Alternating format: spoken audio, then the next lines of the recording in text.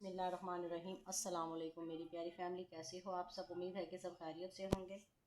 और मैं हूँ आपकी शगुफ्ता और आप देख रहे हैं शगुफ्ता के जायकों का सफ़र। आज के जायकों में हम क्या लेकर आए हैं? आज हम किचन में अपने बना रहे हैं बहुत ही मज़ेदार टेस्टी जायके का भरपूर ख़जाना, सेहत भी और जायके का राज भी, दोनों चीज़ें एक साथ। और ख़ास तौर पे मेरे तो ये जेंट्स भाई जो होते हैं उन सबको बहुत पसंद है ये। इसको नए तरीके से आज मैं आपके साथ शेयर करने वाली हूँ रेसिपी। यहाँ हमने आधा किलो भिंडी ली है, उसको हमने सिर्फ अच्छे से धोकर नीट खुश्क करके उसको हमने कटिंग कर लिया है साबुत, ठीक है, इस तरीके से। और अब ड्राई भिंडी है बिल्कुल। यहाँ हमने थोड़ा सा बेसन इसमें ऐड करना है, तकरीबन 4 से 5 चम्मच के करीब। नमक डालेंगे हस्बे ज़रूरत टेस्ट के हिसाब से। हाफ़ टी स्पून पिसी हुई लाल मिर्च वही, और सूखा धनिया। इसके साथ इसकी खुशबू और जायका बहुत ही मज़े का आएगा। और एक चुटकी के करीब इसमें डालेंगे हल्दी और अब इसको करेंगे अच्छे से मिक्स।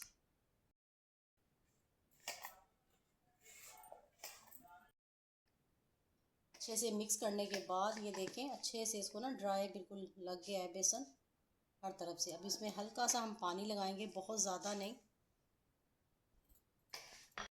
के बाद अब इसको हम करेंगे फ्राई, ठीक है। ये हो गया हमारा गरम और अब इसको एक एक करके इसको हम फ्राई करेंगे। बहुत ज़्यादा इसको ब्राउन नहीं करेंगे, जलाएंगे नहीं। जैसे फ्राई करते हैं ना उस तरीके से इसको बस हल्का हल्का हमने फ्राई करना है।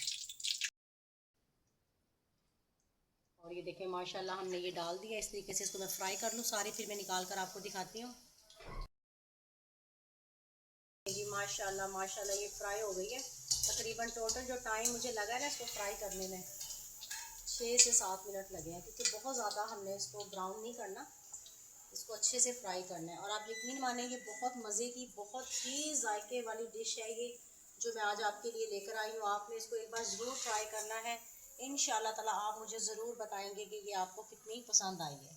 इसी ऑयल में मैं ये प्याज डालूंगी। 3 बड़े मैंने प्याज लिए हैं यहाँ।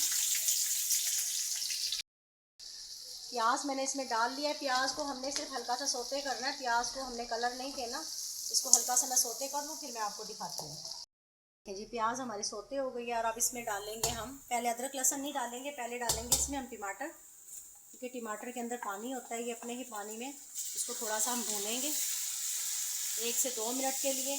अगर आपने अपने घर की मलका बनना है ना तो इस रेसिपी को आपने ज़रूर ट्राई करना है। ये बहुत मज़े की भिंडी बनती है इस तरीके से। तकरीबन 1-2 मिनट के लिए भून लिया और अब मैं इसमें डालूंगी अदरक लहसुन का पेस्ट। पानी इसमें हमने ज़्यादा नहीं डाला क्योंकि हम बहुत कम पानी यूज़ करेंगे आज। ये देखें।